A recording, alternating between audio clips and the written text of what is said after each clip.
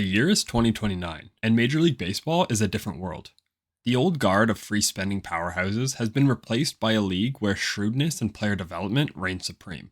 The seismic shift is the result of a conscientious collective bargaining agreement that ended the 2026 season's brutal 3-month lockout.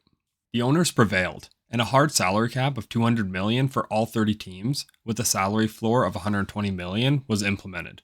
No more luxury taxes, no more creative deferrals. A team's total payroll, including all benefits and bonuses, could not exceed the cap. The change was immediate and devastating for the league's financial giants. The Los Angeles Dodgers, once the league's most powerful team, are a shell of their former selves. Their 2024 payroll, which famously included deferred money for Shohei Ohtani's contract, was a house of cards that collapsed under the new rules.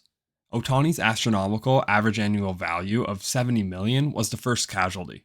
Unable to trade him, the Dodgers had to release him, paying a monstrous cap hit for a player who no longer wore their uniform. Ohtani, in an act of defiance and a desire to win, signed a 1-year, $30 million deal with the Kansas City Royals, a team that had been meticulously building its farm system. The Royals, with a newly crowned MVP, became a contender overnight and an inspiration for small market teams everywhere. The ripple effect on other high-spending teams was just as dramatic.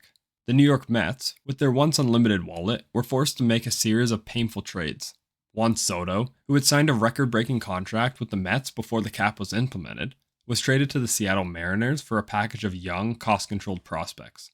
The Mariners, who had been building a solid core, now had a superstar to anchor their lineup, and the Mets were left to rebuild from the ground up, with a fan base that was furious at the league's new rules.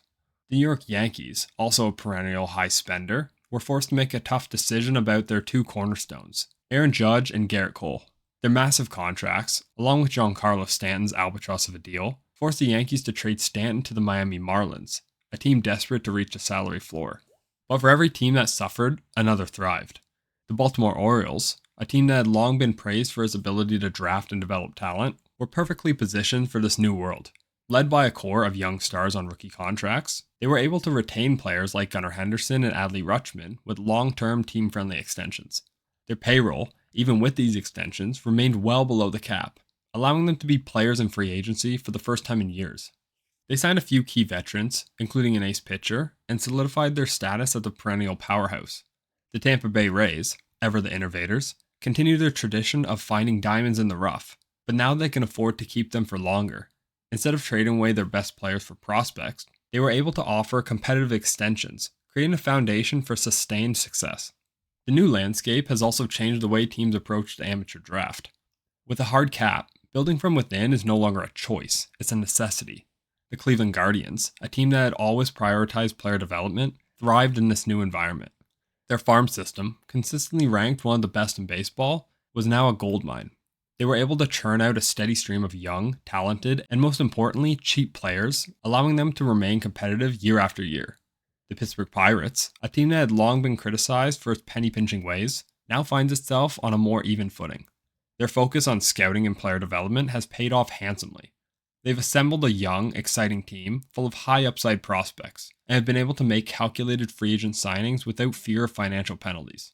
The 2029 World Series was a perfect encapsulation of this new reality. It wasn't the Yankees versus the Dodgers, or the Mets against the Astros. It was the Baltimore Orioles representing the success of a homegrown, cost-conscious approach against the Arizona Diamondbacks, a team that had also built its team from the ground up, but with an emphasis on speed and elite defense. The series was a high-stakes, hard-fought battle between the two teams on a foundation of scouting, development, and smart spending. The Diamondbacks ultimately won in a thrilling 6-game series, and the victory was a clear signal to the rest of the league. The hard cap had officially ushered in a new era of competitive balance, where the best-run organizations, not the richest, were the ones with the best chance to win.